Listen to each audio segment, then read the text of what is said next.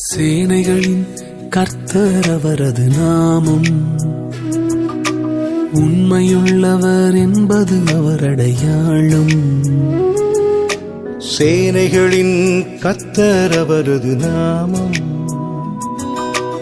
உண்மையுள்ளவர் என்பது அவர் அடையாளம்.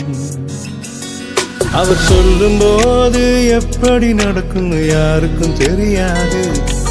அவர் செய்த பின்பு எப்படி நடந்தது எவருக்கும் புரியாது.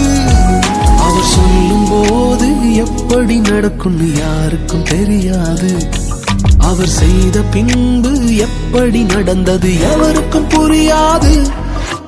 உண்மை அது அவர் நாமம், உண்மை அவர் அடையாளம், உண்மை அவர் ஆதாரம்.